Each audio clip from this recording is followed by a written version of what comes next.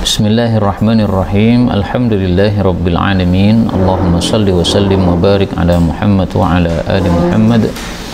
Allahumma anfa'na bima 'allamtana wa 'allimna ma yanfa'una wa zidna ilma wa barik lana fi ilmina warzuqna al-ikhlasa fil qawli wal 'amali kamila wa ilman nafi'an la yunsa wa tawfiqan daima wa sihhatan wa yaqinan wa afiyah.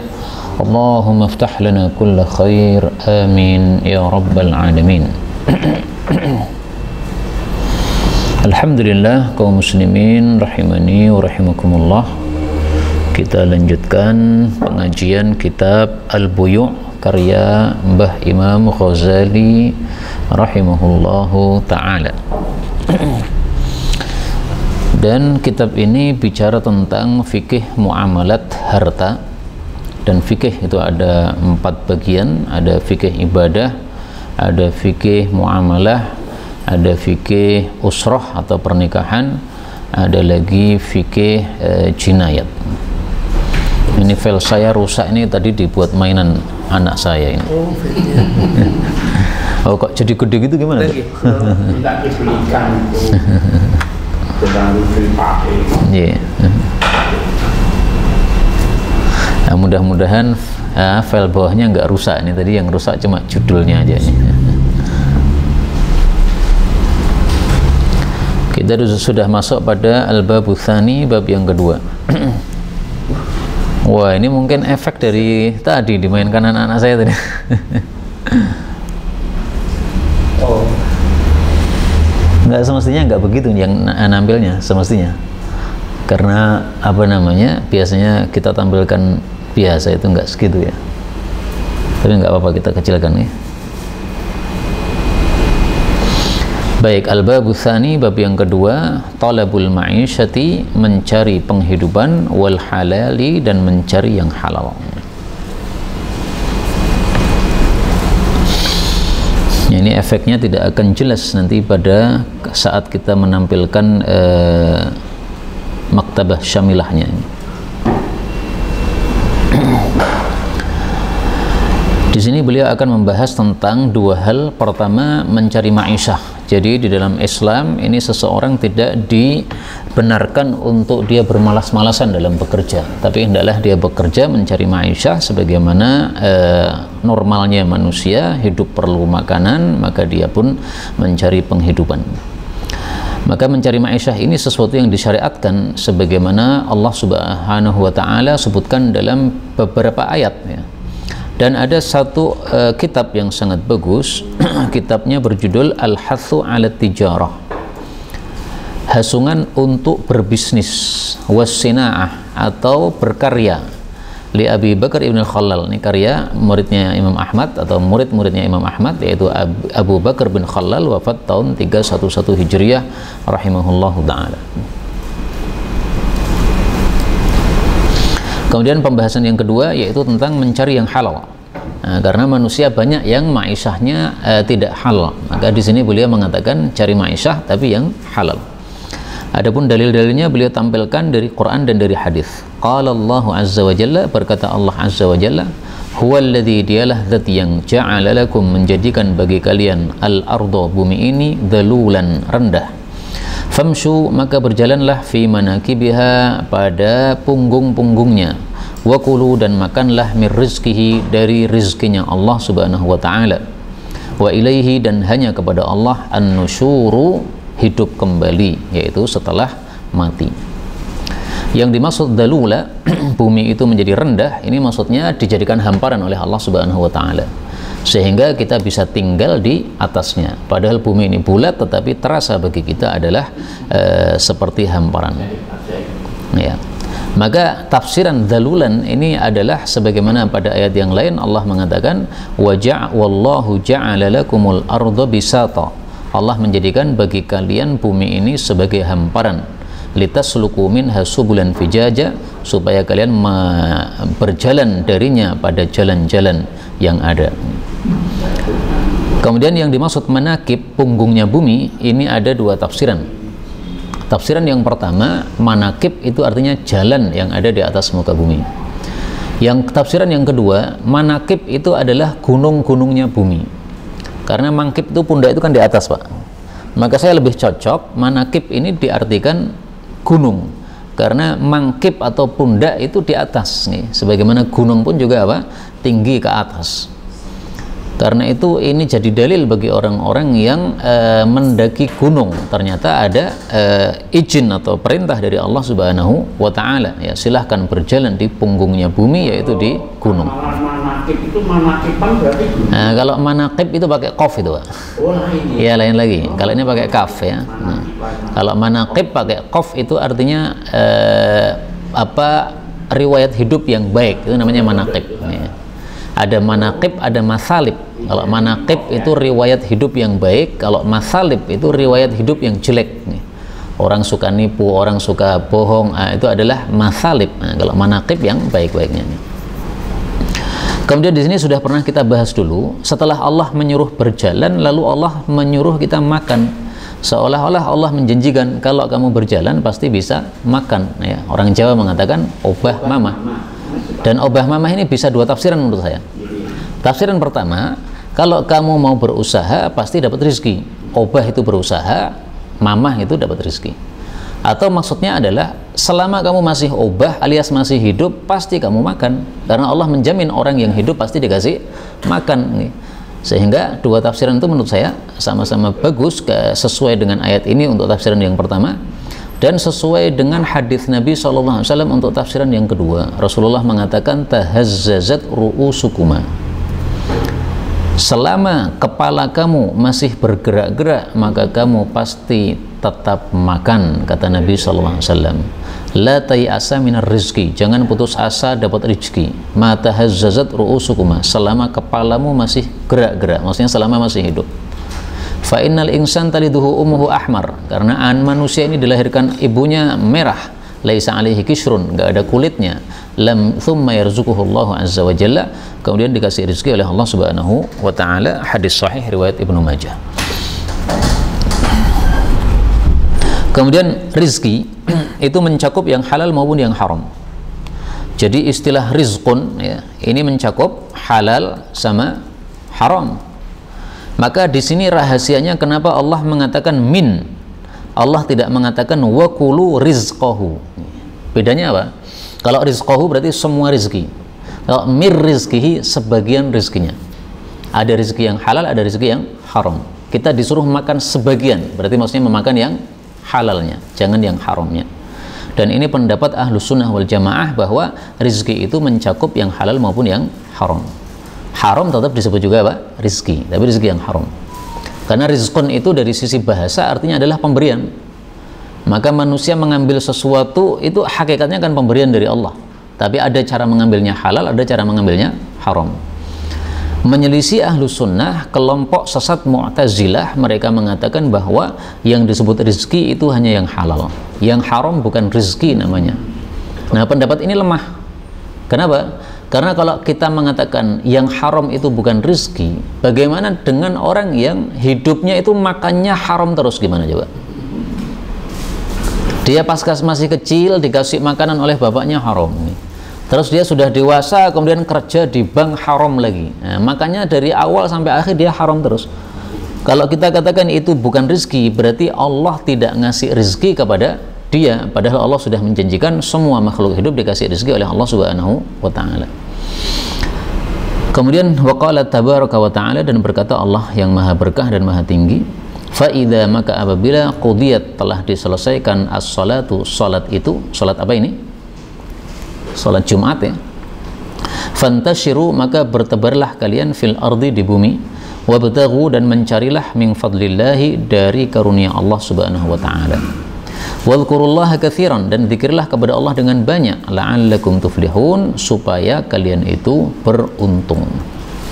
Ini yang berkaitan dengan bab, yaitu tentang mencari ma'isyah, adalah pada kalimat apa?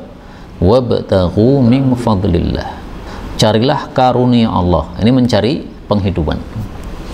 Maka mencari karunia Allah ini menurut tafsiran yang terkenal maksudnya adalah berbisnis, jual beli.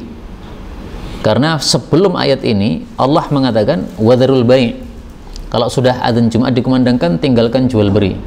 Nah, selesai sholat Jumat, silahkan mencari karunia. Berarti karunianya adalah jual beli yang tadi dilarang, sudah boleh lagi. Itu tafsiran yang populer untuk kata-kata min fadlillah ini, yaitu jual beli.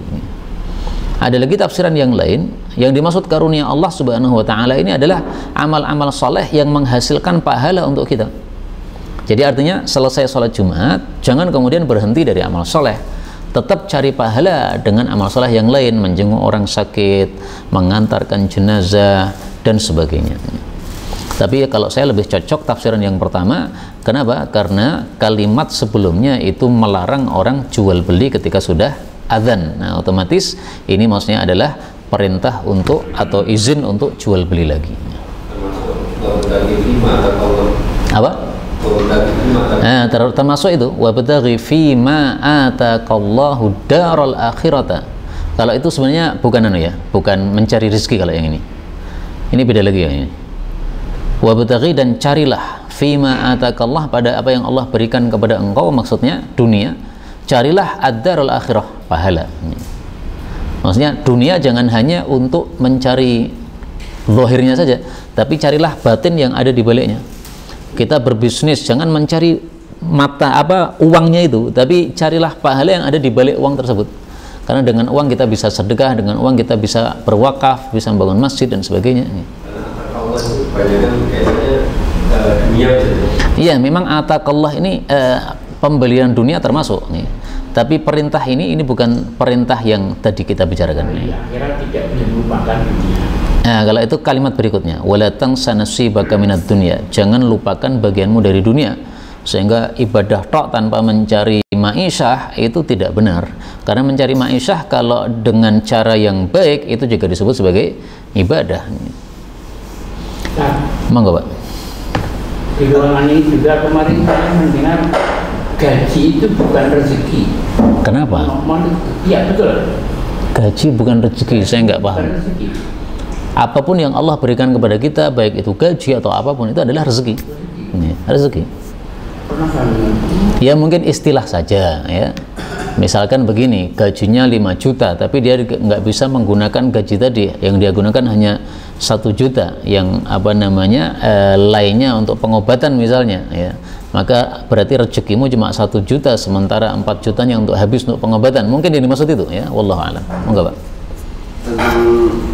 Tadi ayat yang disebutkan dari 5 ataqallahu. Iya. Ketika dulu mengajar kurikulum yang ditetapkan oleh Kemenak, Wabtaghi itu dijadikan landasan tentang keseimbangan hidup di dunia dan akhirat. Keseimbangan itu. Kalau yang dimaksud seimbang itu adalah menyamakan, okay? Akhiratnya 50%, dunia 50%, jelas tidak masuk akal. Tapi ada yang muntasis saja. Padahal akhiratu khairun. Nah ya. Tapi kalau yang dimaksud seimbang itu adalah sebagaimana engkau cari akhirat, tapi juga cari penghidupan. Tapi bukan berarti disamakan. Nah, itu benar. Memang manusia tidak benar kalau seumur-umur hanya ibadah tok, ngaji tok, sementara dia menjadi beban bagi orang lain. Nggak benar. Sayyidina Umar bawa cambuk datang ke masjid, ada pemuda zikir di dalam masjid waktu duha. Maka dicambuk sama Sayyidina Umar. Ini waktu kerja kok malah zikir di masjid. Nah, maka kalau yang dimaksud seimbang tadi gimana maksudnya dulu? Istilah itu bisa apa? Bisa benar, bisa salah sesuai dengan tafsirannya. Jadi penjelasannya memang seimbang itu ya sama tadi. Nah, kalau sama nggak benar. Itu jelas salah. Jadi sebetulnya kan memprihatinkan. Iya, makanya banyak kiai-kiai itu yang mereka mendirikan sekolah-sekolah yang tidak ikut pemerintah karena merasa tidak benar apa yang ikut pemerintah itu. Wallahu a'lam. Baik, kita lanjutkan. Kemudian Allah Subhanahu wa taala mengatakan, "Fantashiru fil ardi." Bertebarlah kalian di muka bumi. Artinya setelah selesai sholat, keluar dari masjid untuk mencari rezeki. Nah, di sini ada satu nukilan yang sangat indah yang mungkin bisa kita praktikkan setiap hari Jumat. Ini adalah sikap dari seorang ulama salaf tabi'in. Ya. Saya temukan di dalam kitab tafsir namanya Tafsir Mawardi. Tafsir Mawardi mengatakan, fa idza qudiyatis salatu fantashiru fil ardi, bertebarlah di muka bumi setelah salat Jumat. Diriwayatkan dari Iraq bin Malik, ini seorang salaf ya, tabi'i ataupun yang lain, bahwasanya dia ketika sudah selesai salat Jumat, insorofa, dia keluar dari masjid, fawaqafa ala babil masjid, lalu berhenti di pintu masjid, lalu membaca doa, Allahumma inni ajabtu da'watak, ya Allah saya sudah penuhi panggilanmu, yaitu salat Jumat, wa shallaitu fardiyataka, dan saya sudah melakukan ke salat fardu yang engkau wajibkan, wa antashartu kama amartani, dan saya sudah bubaran sebagaimana engkau perintahkan, yaitu keluar dari masjid, farzuqni min fadlika wa anta khairur raziqin, maka berilah saya rezeki dari karuniamu, engkau adalah zat yang terbaik yang memberi rezeki. Ini kita ambil pelajaran betapa para ulama itu ketika membaca ayat-ayat Quran diterapkan dalam keseharian, maka betul-betul merasa ketika Jumatan itu mengamalkan ayat ini, fantashiru fil ardi wabtaghu min fadlillahi wadhkurullaha katsira. Zikirnya kepada Allah ini diungkapkan dalam bentuk berdoa tadi ya, minta kepada Allah Subhanahu wa taala. Dan kenapa dia mengatakan wa anta khairur raziqin? Karena ini adalah penutup dari surat Al-Jum'ah adalah khairur raziqin. Maka doanya disesuaikan dengan ayat-ayat yang ada pada surat Jumat ini. Kemudian di sini Allah mengatakan wadhkurullaha katsiran, zikirlah yang banyak kepada Allah Subhanahu wa taala. Zikir yang banyak itu disebutkan di dalam ayat yang lain penjelasannya, alladzina yadhkurunallaha qiyaman wa qu'udan wa 'ala junubihim, pada surat Ali Imran ayat 191, orang-orang yang zikir kepada Allah baik ketika berdiri, duduk maupun berbaring. Ini tafsirannya adalah zikir dalam semua kondisi, karena kondisi manusia tidak akan lepas dari tiga ini. Tidak mungkin kita lepas dari tiga ini. Sekarang duduk ya, tadi berdiri nih, nanti berbaring nih. Nah, maka maksudnya zikir dalam segala kondisi. Maka inilah tafsiran untuk kata-kata zikirlah kepada Allah yang banyak, sehingga kita ini belum bisa melaksanakan ayat tersebut secara sempurna. Karena seringkali kita itu ya kadang-kadang ya tidak zikir kepada Allah Subhanahu wa taala atau lalai dari Allah Subhanahu wa taala.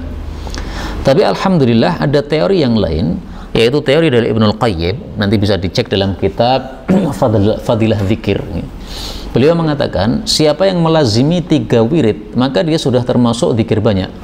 Wirid pagi, wirid sore, sama wirid sebelum tidur. Nah, penjelasan ini sebenarnya tidak bertentangan dengan ayat tadi. Karena orang yang berzikir banyak itu juga bertingkat-tingkat. Zikir banyak yang tingkat tinggi yang tadi, semua kondisi zikir terus. Nah, minimal kalau kita ingin termasuk orang-orang yang zikir banyak, harus punya wirid pagi, wirid sore, sama wirid sebelum tidur. Allah katakan la'allakum tuflihun, supaya kalian beruntung. Nah, beruntung ini nggak disebutkan. Beruntung bagaimana? Beruntung misalnya fid dunya atau bagaimana?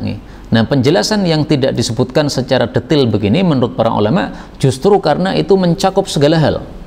Maka beruntung ini beruntung di dunia dan beruntung di akhirat dan beruntung di kuburan, beruntung dalam semua aspek, dalam semua hal, tidak hanya beruntung dalam masalah harta saja. Nah, maka sengaja tidak disebutkan penjelasannya secara terperinci ini supaya lebih umum atau lebih mencakup. Ini dalam ilmu bahasa Arab atau ilmu balaghah seperti itu. Kemudian Wadhkurullah itu mengingat itu dalam arti mengingat atau dipakai? Zikir kepada Allah ini oleh para ulama dibagi 2. Ada zikir bil lisan, zikir dengan lidah, yaitu kita membaca Quran, tasbih dan sebagainya. Ada zikir bil qalb, zikir dengan hati. Maka meskipun lidahnya diam, tapi kalau hati kita ingat sama Allah Subhanahu wa taala, itu sudah termasuk zikir. Misalnya orang berjual beli ya, kemudian dia dalam hatinya dia mengatakan, saya tidak akan menipu saya dalam berjual beli ini, karena Allah menyuruh saya sebagai pedagang untuk jujur. Nah, saat dia berdagang dan dia jujur karena ingat kepada Allah Subhanahu wa taala, itu sudah termasuk ulkurullah. Makanya zikir itu bisa diartikan 2. Zikir itu menyebut, itu maksudnya zikir lisan. Zikir itu ingat, ingat itu maksudnya hati. Nah, tingkatan zikir ada 3. tingkatan paling tinggi adalah kalau digabungkan antara keduanya, lisannya berzikir, hatinya juga berzikir. Tingkatan di bawahnya adalah zikir hati. Tingkatan paling bawah adalah zikir lisan. Jadi lisannya berzikir tapi hatinya pergi kemana-mana. Baca Quran tapi sing dibayangkan itu masalah bisnis, yang dibayangkan masalah nikah lagi yang kedua dan sebagainya. Sehingga yang dibaca apa nggak bisa apa mentadaburi, yaitu masih zikir, masih mending. Dan para ulama mengatakan meskipun kamu baca Quran tidak khusyuk, bacalah terus Al-Quran.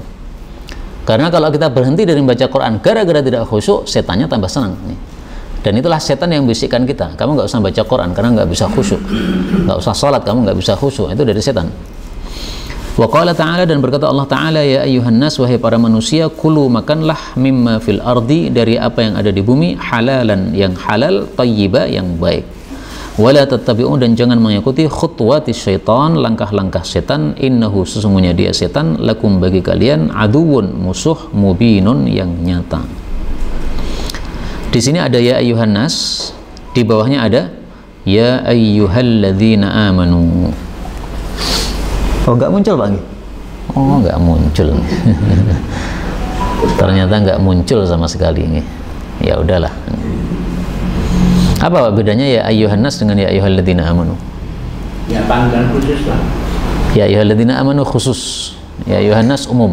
Apa lagi bedanya?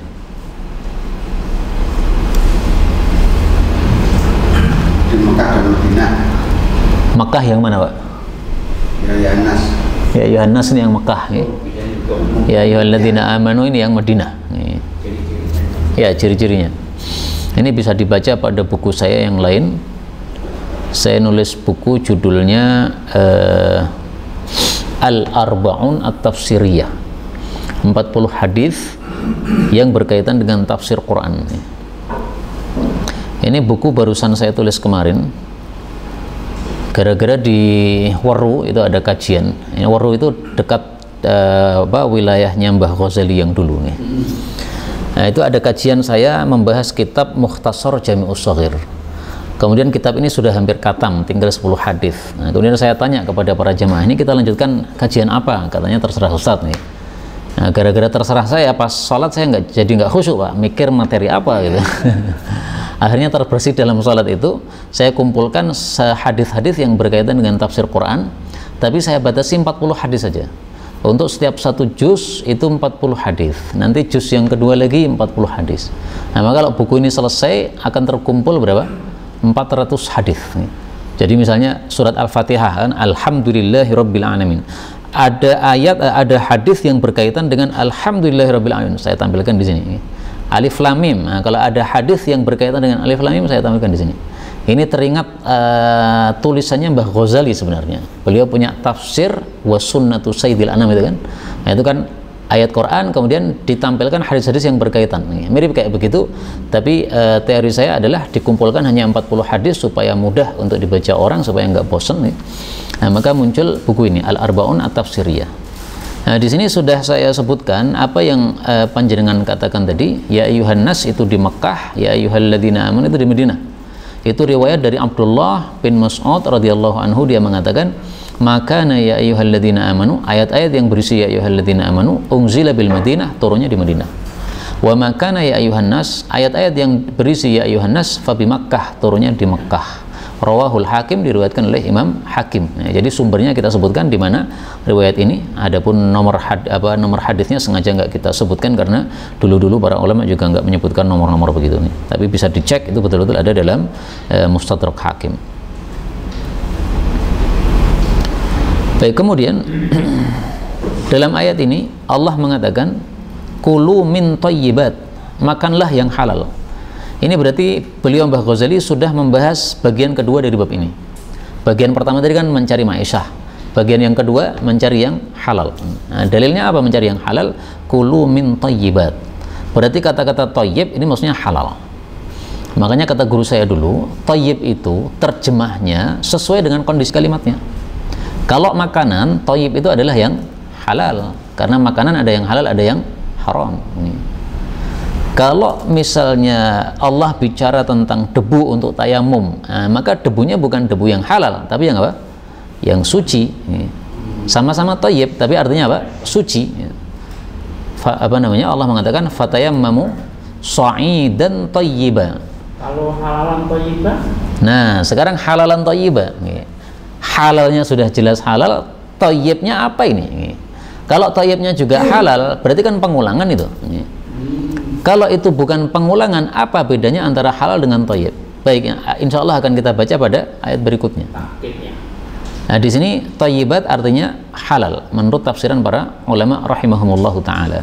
Maka ayat ini menyuruh kita untuk memakan yang halal, sehingga meskipun haram itu juga rizki, tetapi tidak boleh dimakan karena Allah melarangnya. Kemudian di sini Allah katakan washkuru lillah, bersyukurlah kepada Allah Subhanahu wa taala jika kalian itu hanya menyembah Allah Subhanahu wa taala. Syukur ini banyak orang yang tidak tahu caranya, padahal Al-Quran sudah menjelaskan syukur itu sama dengan amal soleh. Jadi cara bersyukur bagaimana? Amal soleh. Rasulullah mempraktekkan juga seperti itu. Dalam hadis yang sahih, beliau salat malam sampai apa? Sampai kakinya bengkak-bengkak gara-gara lamanya. Kemudian Rasulullah ditegur oleh dua sahabat beliau. Maka beliau mengatakan, afala uhibbu an akuna abdan syakura. Apakah tidak sepantasnya saya menjadi hamba yang pandai bersyukur karena sudah banyak nikmat Allah Subhanahu wa taala yang diberikan kepada saya. Nah, syukurnya Nabi dengan cara amal soleh. Ini hadis riwayat Bukhari nomor 1130. Afala akuna abdan syakura. Syukurlah yang utuh. Artinya bilisan, biljinan, bilarkan. Betul nggak itu? Syukur ada 3 macam. Bil lisan dengan lisan, bil janan dengan hati, bil arkan dengan anggota tubuh. Kalau dengan lisan alhamdulillah, dengan hati mengakui bahwa nikmat itu dari Allah. Iya, kalau bil arkan dipraktekkan dengan amal soleh.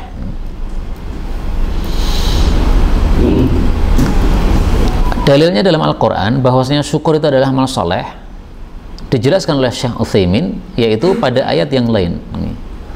Ayatnya apa? Allah mengatakan, mana sih ini? Oh, ini rusak ya.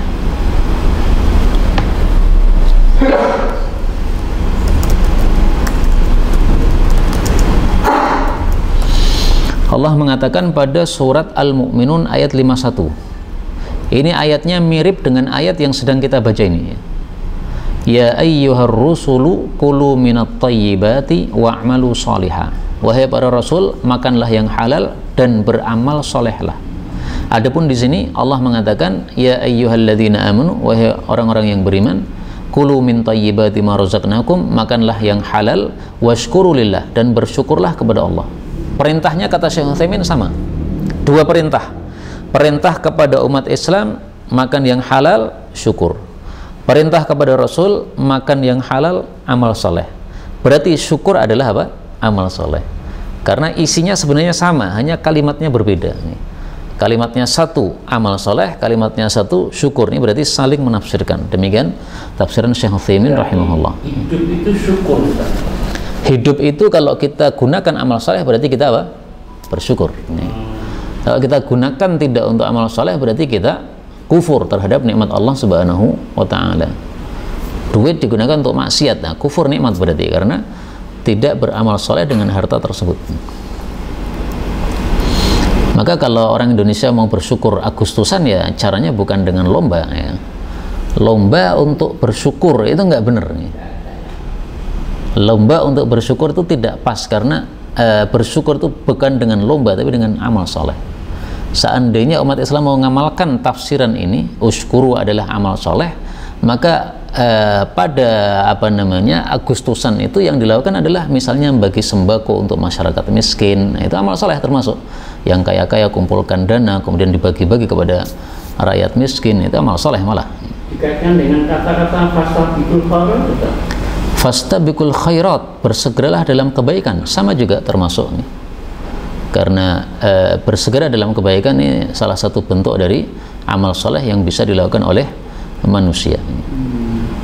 atau menambah amalnya sebagaimana Nabi tadi ya. Biasanya sholat tahajudnya biasa, ini tahajudnya ditambah sehingga kakinya bengkak-bengkak. Kemudian beliau menampilkan hadis dari Jabir, ini hadis yang kedua dalam buku ini. An Jabir bin Abdullah radhiyallahu anhu qala, dari Jabir bin Abdullah, semoga Allah meridai keduanya, dia mengatakan, kunna adalah kami ma'a Rasulillah sallallahu alaihi wasallam, najni, kami memanen al-kabath, buah kabath.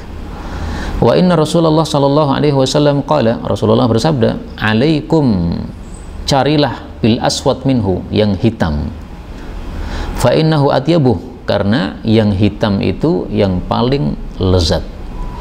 Qalu, mereka mengatakan, akunta tar'al ghanam, apakah engkau itu menggembala kambing? Qala, beliau mengatakan, wahal min nabiyyin, tidak ada seorang nabi pun illa waqad ra'aha, kecuali pernah menggembala kambing. Hadis muttafaqun alaih. Ini hadisnya kalau dikaitkan dengan babnya mencari ma'isyah, ini pada kalimat apa yang berkaitan, Pak?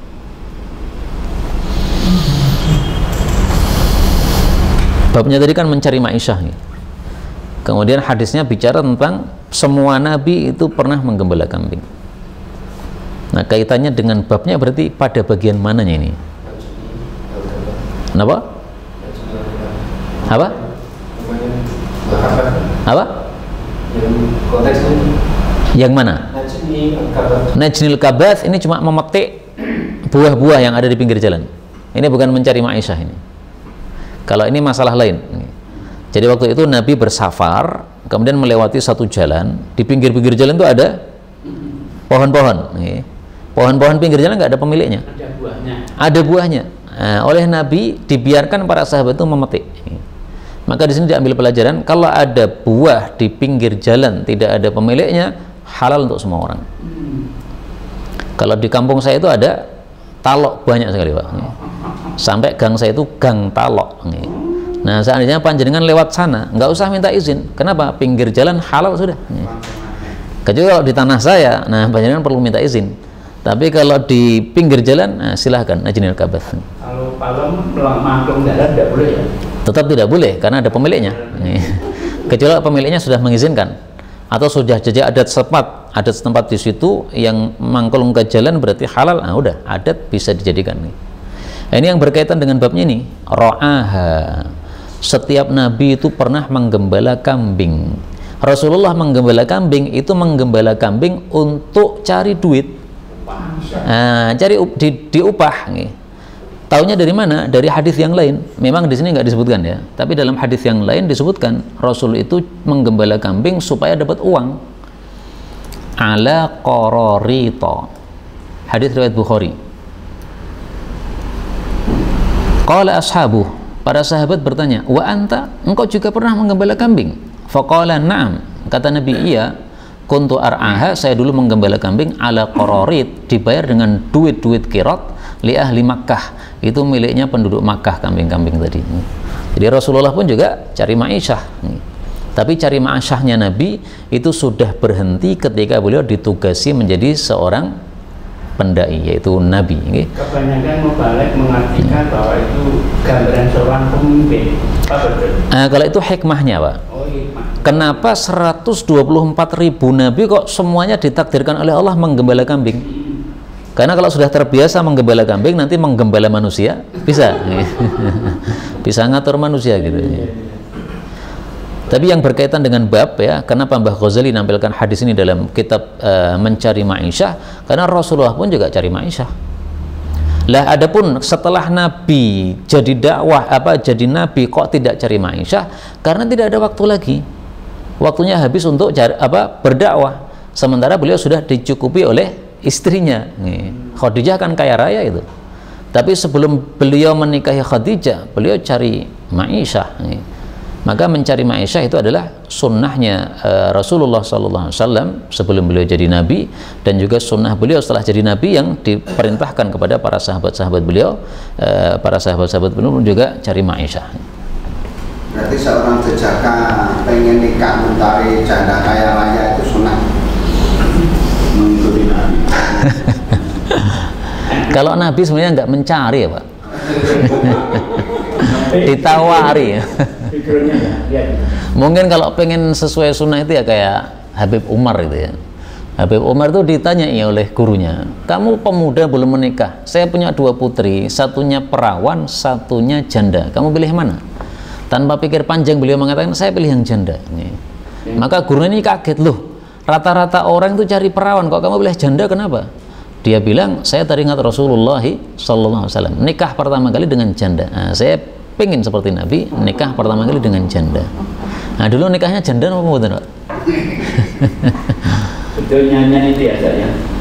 Janda perawan bukan masalah. Nggak hafal saya. Yang hafal jenengan itu. Baik, kita ambil pelajaran lagi ya. Kabas itu adalah buah dari kayu arok, pohon arok. Kayu arok yang biasanya untuk apa? Siwakan itu. Nah, maka pohon arok itu kayunya bisa untuk siwak, buahnya bisa dimakan. Nah, di sini Rasulullah mengatakan al-aswad, panenlah yang sudah hitam. Artinya Nabi nyuruh kalau panen itu yang sudah matang. Yang belum matang dipanen nggak bagus ya. Tidak lezat untuk kita, juga tidak bagus untuk pohonnya nanti. Nah, maka ditunggu sampai matang dulu. Kemudian fi riwayat, dalam satu riwayat yang lain, kunna adalah kami ma'a Rasulillah sallallahu alaihi wasallam bimarrid dhuhran, nama satu tempat, najnil kabath, kami sedang memanen buah kabath. Nah, ini yang saya ceritakan tadi, Nabi sedang safar melewati marrid dhuhran, kemudian ada pohon-pohon yang ada di situ nggak ada pemiliknya. Kemudian tentang masalah pohon yang tidak ada pemiliknya, ini sebenarnya ada hasungan dari Nabi SAW untuk kita nanam tanaman. Karena kalau kita nanam tanaman, meskipun di tempat yang tidak ada pemiliknya seperti tadi ya, kemudian betul-betul ada pohon itu muncul dan ada buahnya, itu setiap dimakan orang itu pahala ngalir sama kita, Pak. Tidak hanya orang saja, burung misalnya nempel di situ, kemudian makan buahnya, dapat pahala kita. Maka dalam Islam dihasung orang itu menanam, yaghrisu. Rasulullah bersabda, hadis riwayat Bukhari, ma min muslimin, tidak ada seorang muslim yaghrisu ghorsan, yang menanam satu tanaman. Yang kalau ghors itu adalah pohon yang menancap ya, kayak ya pohon korma dan sebagainya. Au yazra'u zar'an, atau menanam tanaman. Kalau ini yang bawah ya, kayak seperti apa namanya, semangka dan sebagainya. Fayakulu minhu tayrun, lalu dimakan oleh burung atau manusia atau hewan, illa kana lahu bihi shadaqatun, kecuali menjadi sedekah untuk dia. Karena itu paling bagus setiap kita punya tanaman yang ditanam, karena apapun yang diambil darinya, baik itu burung atau manusia atau binatang ya, dipetik oleh orang ya, daunnya itu sudah kita mendapatkan pahala. Dipandang mata bukan dimakan. Dipandang mata, apakah juga mendapatkan pahala? Ya kalau diniatkan insya Allah. Karena dalam hadis yang lain Rasulullah mengatakan amalan yang paling baik itu adalah menyenangkan hati orang. Nah, kalau kita niatkan, wah ini supaya orang pada senang melihat ini, insya Allah ada pahalanya. Bahkan hadis yang lebih dahsyat dari ini adalah Rasulullah katakan, andaikan kiamat hampir tegak, tapi tangan kita sudah pegang tanaman mau tancapkan. In qamatis sa'ah, jika kiamat hampir tegak, wa fi yadi ahadikum fasilah, sementara tanganmu sudah memegang pohon kecil untuk ditanam. Fa in istata'a alla taquma hatta yaghrisaha falyaghrisha. Maka kalau bisa untuk belum terjadi kiamat sampai ditanam dulu, silahkan ditanam. Hadis riwayat Ahmad, derajatnya sahih. Nah, maka orang menanam tidak harus untuk dirinya, untuk orang lain. Apa ada hadis tentang itu, seandainya kiamat itu hanya tinggal besok atau itu aku akan menikah, itu ada? Nah, kalau menikah saya nggak ngerti ini. Nggak tahu saya. Nggak tahu itu ya. Kalau masalah nikah yang saya tahu hadis ini, ma tazawwajta. Wah, nggak muncul ya. Lau da'alaka Israfil, andaikan Israfil mendoakan kamu, Jibril mendoakan kamu, Mikail mendoakan kamu, para malaikat pemikul singgasana Allah mendoakan kamu, wa ana fihim, dan saya Nabi juga ikut mendoakan, ma tazawwajta, kamu tidak akan menikahi kecuali wanita yang sudah ditakdirkan jadi istrimu. Nah, itu yang saya tahu ya. Tapi hadisnya juga dhaif ini. meskipun maknanya benar. Jadi tidak bercerai. Cerai bukan sesuatu yang baik di dalam Islam. Cerai itu dilakukan ketika terpaksa. Tapi ada cerai yang wajib, Pak. Apa hadisnya? Cerai yang wajib. Ada 3 orang yang doanya tidak dikabulkan oleh Allah Subhanahu wa Ta'ala. Salah satunya yang tidak mau mencerai istri, padahal seharusnya harus dicerai. Hadisnya apa itu ya?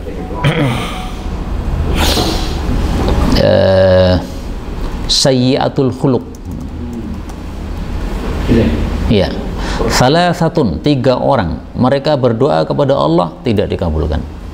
1, rajulun kanat tahtahu imra'ah.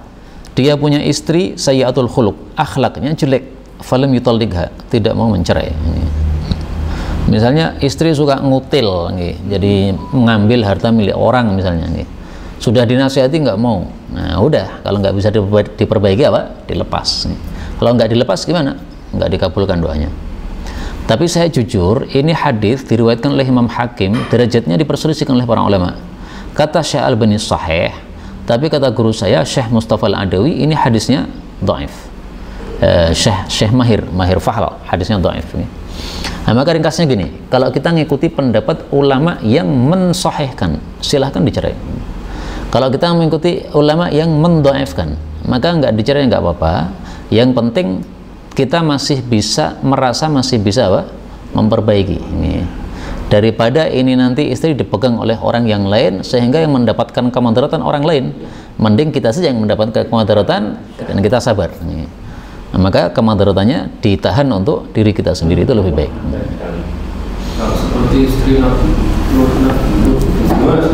Istri Nabi Nuh, Nabi Lut itu bukan akhlaknya yang jelek, tapi keyakinannya yang jelek, yaitu kafir. Yaitu apa? Kafir. Mereka itu orang-orang munafik, mereka itu. Jadi menampakkan kepada suaminya, kami muslimah, tapi dalam hatinya sebenarnya apa? Ragu-ragu. Benar enggak ini bahwa dia itu nanti ada kehidupan lagi setelah kematian? Nah, ragu-ragu begitu, munafik mereka. Tapi dari sisi akhlak masih bagus, masih melayani suaminya dan sebagainya. Tapi ini yang disuruh untuk menceraikan adalah yang sayyiatul khuluq, akhlaknya jelek. Meskipun keyakinannya bagus, yaitu iman, tapi akhlaknya jelek. Nah, oleh Nabi tolak, ceraikan. Imannya bagus, akhlaknya jelek. Maksudnya keyakinannya bagus, maksudnya dia orang beriman itu. Tetap imannya nggak sempurna, ya kan? Kalau imannya sempurna pasti akhlaknya baik. Tapi kalau dibandingkan dengan orang kafir, itu keyakinannya sudah bagus. Orang kafir kan keyakinannya jelek, yaitu tidak percaya kepada akhirat. Ini ternyata sudah 41 menit ini. Maka supaya tidak terlalu malam, saya cukupkan di sini. Kalau ada pembahasan dipersilahkan.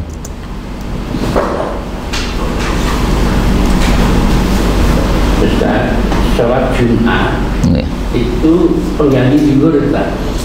Sholat Jumat apakah pengganti zuhur ataukah dia ibadah mustaqillah, ibadah yang berdiri sendiri, diperselisihkan oleh para ulama. Ada yang mengatakan dia pengganti zuhur, ada yang mengatakan dia ibadah mustaqillah, ibadah yang berdiri sendiri. Tapi ada 1 minggu akhirnya kapos. Pripun itu? Saya putri Pak Saudara, putri kebenaran, tidak wajib sholat Jumat. Iya. Kemudian dia Jumat, kan zuhur 4, gantinya nambah 2 di rumah. Kalau nambah 2 di rumah itu sebagai niatan sholat sunnah, nggak ada masalah. Tapi kalau 2 itu dia niati Jumatan juga, nggak benar. Tergantung niatnya. Rasulullah melarang sholat wajib diulangi 2 kali dalam 1 hari. Zuhur 2 kali nggak boleh, kecuali kalau ada sebab.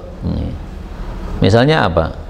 Misalnya saya sudah selesai sholat zuhur, kemudian ada orang masuk masjid, dia terlambat. Nemani sedekah. Jadi dia nemani sholat zuhur lagi, nggak ada masalah. Itu ada sebabnya, nggak ada apa-apa. Tanpa sebab nggak boleh. Saya kurang marem, saya sholat zuhur 4 rakaat, maremnya 8. Habis selesai salam, mengulangi lagi sholat zuhur, malah haram, malah dosa. Iya. Kalau sholat sunnah diulangi, Salat sunnah diulangi, kenapa diulangi? Seperti sholat jenazah itu. Salat jenazah itu bukan sunnah tapi fardu kifayah.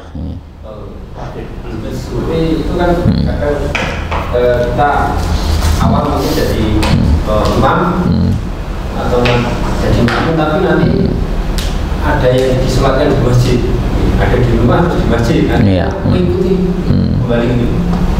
Gimana? Seingat saya, tapi saya tidak bisa membuktikan atau perlu saya cari lagi di kitab yang mana. Seingat saya pernah membaca diperbolehkan. Adapun alasannya kenapa diperbolehkan sholat jenazah lebih dari satu kali, karena dalam satu riwayat Imam Tahawi meriwayatkan Rasulullah mensolatkan jenazahnya Hamzah. Hamzah itu paman Nabi yang gugur dalam medan perang Uhud. Nah, cara menyolatkannya gimana?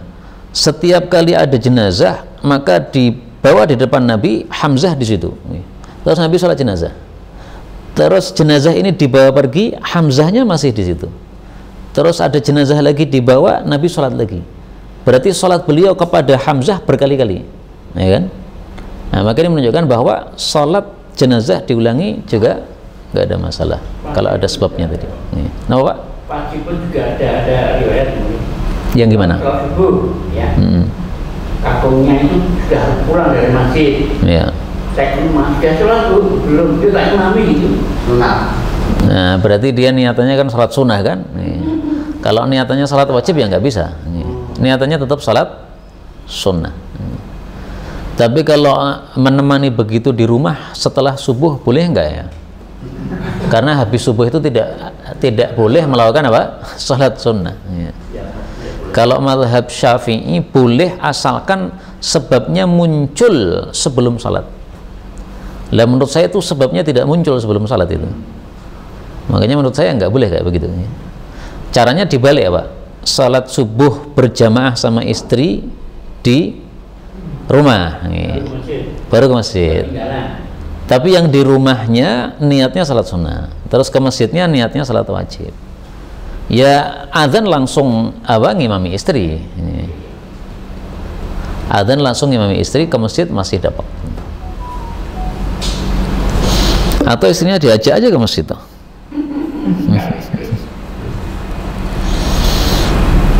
Ada lagi pembahasan?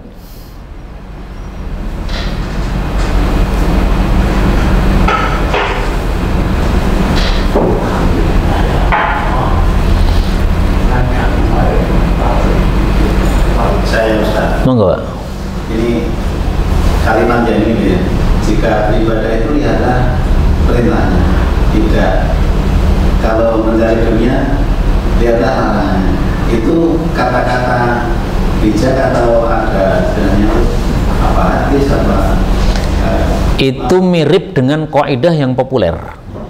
Kaidahnya mengatakan al aslu fil ibadah at-tahrim wal aslu fil muamalah al-hil. Hukum asal ibadah itu haram. Kalau belum ada perintah jangan lakukan. Hukum asal muamalah itu halal. Kalau nggak ada larangan halal. Itu kaidahnya begitu, Pak. Kalau tadi gimana kalimatnya? Ada dalilnya bisa. Ada apakah itu ada dalilnya atau hanya kata-kata? Ini kaidah-kaidah yang dibuat oleh para ulama itu ringkasan atau saringan dari perasan dari dalil-dalil yang banyak. Dalil-dalil yang banyak itu diperas oleh para ulama, dimunculkan dalam satu kalimat ringkas gitu. Hal ini jelas, ada dalilnya, banyak sekali dalilnya. Intinya bisa diikuti. Bisa diikuti. Tapi mirip ya, kalimatnya nggak seperti tadi. Coba jangan ulangi lagi kalimatnya gimana tadi? Jika beribadah lihatlah perintahnya. Oh ya. Perintah jangan lakukan. Tapi kalau masalah dunia semua boleh kecuali ada larangan. Oh, ya. Sama dengan kaidah ini, sama. Yang dipikir tenang, penak gitu. Iya sama orang tenang. Jadi maaf jangan sedikit dalil. Ya itu bagus Pak. Karena kita supaya melakukan dengan yakin kan ya. Dan perkataan ulama itu pasti ada dalilnya. Hanya mungkin kita nggak tahu dalilnya apa gitu. Lagi Ustaz. Gimana kok?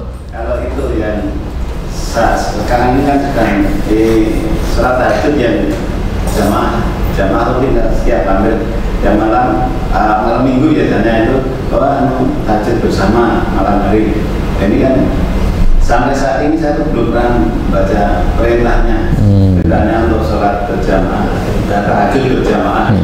Nah ini kebodohan saya jadi bingung mau dijelaskan. Nah ini memang masalah ini khilafiyah. Karena khilafiyah maka panjenengan bisa bebas memilih. Gini, kalau mazhab Syafi'i sholat sunnah jamaah boleh. Waalaikumsalam. Dalilnya apa? Rasulullah pernah diundang makan di rumahnya neneknya Anas. Sampai di sana kemudian setelah makan selesai, beliau tanya, di mana tempat yang bisa untuk sholat? Saya akan ngimami kalian. Terus Nabi sholat waktu itu waktu duha. Berarti sholat duhanya apa? Berjamaah.